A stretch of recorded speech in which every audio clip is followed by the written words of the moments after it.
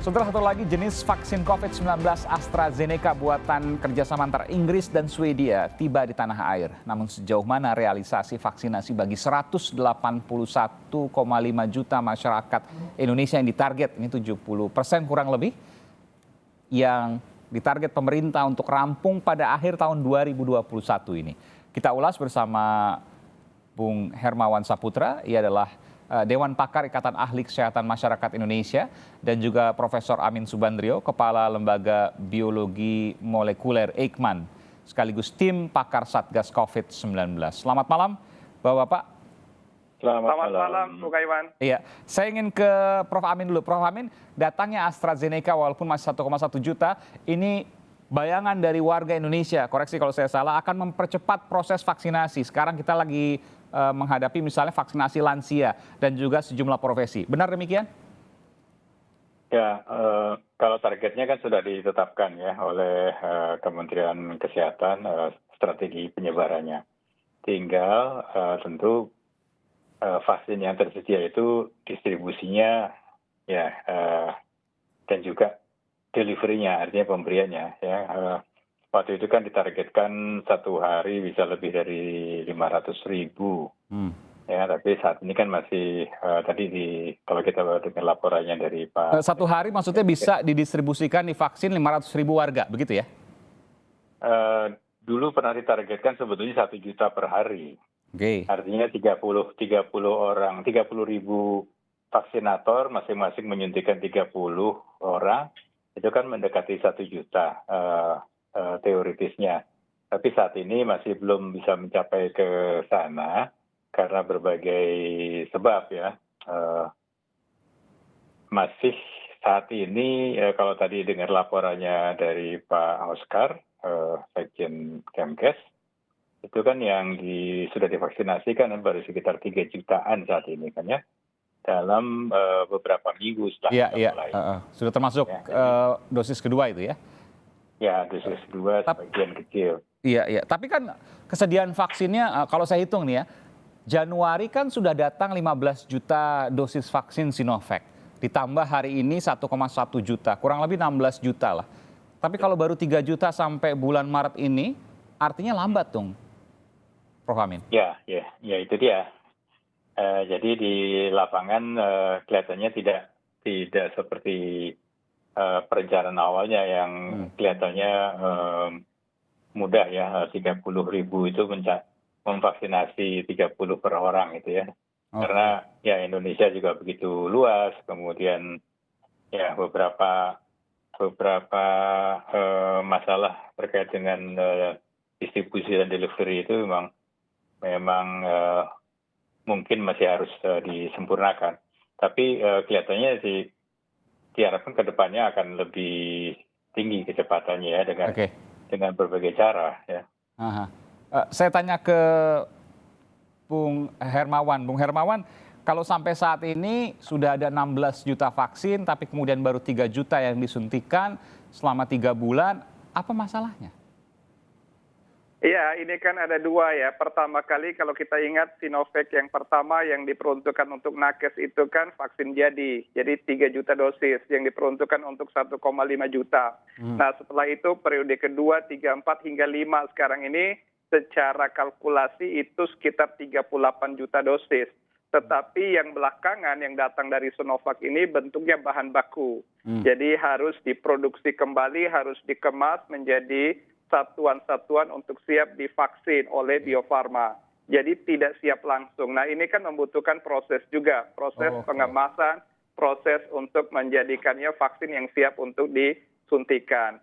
Jadi kalau di tahapan yang paling awal itu yang sudah jadi, yang belakangan ini bahan baku. Karena dia bahan baku butuh proses, itu satu poin untuk tantangannya.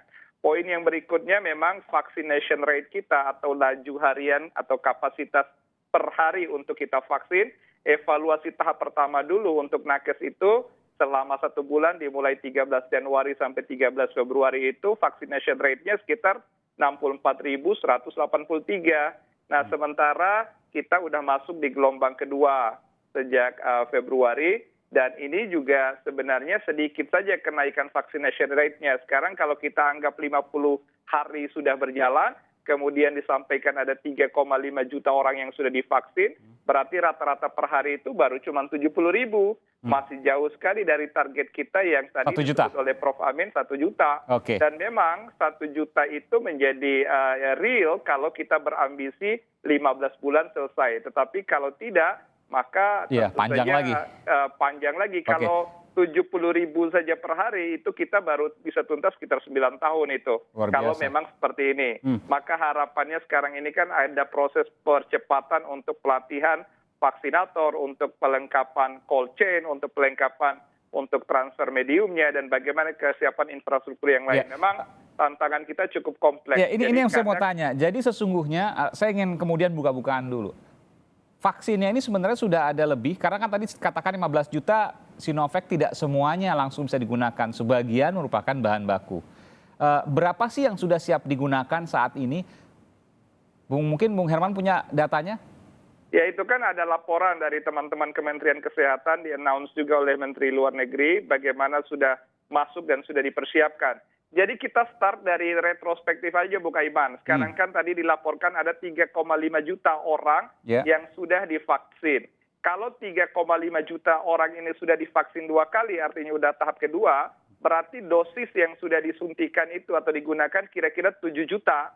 Nah, kalau misalnya 7 juta, itu kan berarti baru sampai pada gelombang kedua nih. Sementara tadi ada data 38 juta untuk Sinovac, berarti semuanya masih berbentuk bahan baku. Masih dalam proses yang harus diolah oleh Bio Farma. Jadi pertanyaan saya begini Bung Herman, artinya memang ini masalah supply-nya yang bermasalah. Jadi dalam artian bahwa memang kadang-kadang ini mengantri ya, untuk vaksinnya mengantri, tidak bisa serta-merta. Jadi memang supply-nya yang masih kurang. Ada 3, saya sudah menyampaikan sejak awal sekali terkait dengan vaksin. Ada yang kita sebut dengan sediaan, ada yang kita sebut dengan kesediaan, ada yang kita sebut dengan ketersediaan. 3 istilah ini mirip tapi beda makna nih, Bung Aiman. Sediaan inilah yang kita bahas, bagaimana sumber vaksin, mulai dari prinsipalnya, produsennya, sampai ke bentuk supply tadi, apakah dikemas dulu ataukah langsung bisa dipakai. Ini menyangkut sediaan. Tapi juga ada proses kesediaan. Siapa subjek-subjek yang akan kita vaksin, itu kan bukan hal yang mudah untuk mengidentifikasi orang, termasuk segmen prioritas. Jadi boleh jadi vaksin atau sediaan siap, tapi kesediaan belum siap di lapangan. Nah, yang ketiga adalah ketersediaan. Ketersediaan inilah yang menyangkut proses distribusi, termasuk service delivery-nya.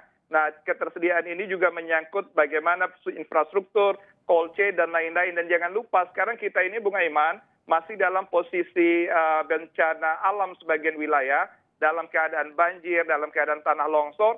Sedikit banyak ini juga bisa mempengaruhi pola distribusi, karena mungkin kaitannya dengan ketersediaan listrik, bagaimana juga distribusi agar terjangkau, dan ini tantangan-tantangan yang memang tidak sesederhana yang kita rencanakan.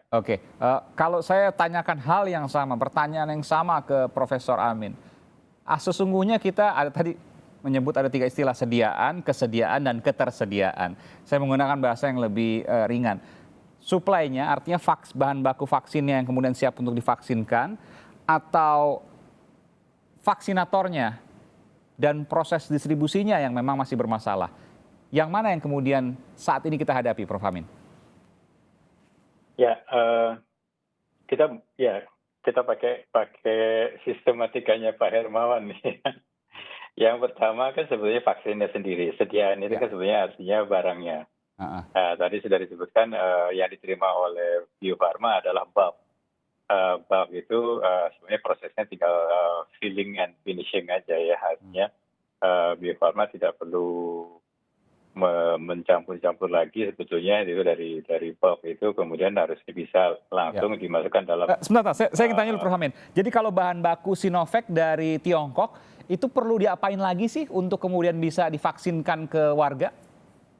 Ya, istilahnya kan filling and finishing ya. Jadi misalnya saya ibaratkan aja nih, beli gula 1 karung, kemudian kita kemas lagi menjadi satu sachet gitu, ya, yang siap untuk dituang ke cangkir untuk diminum.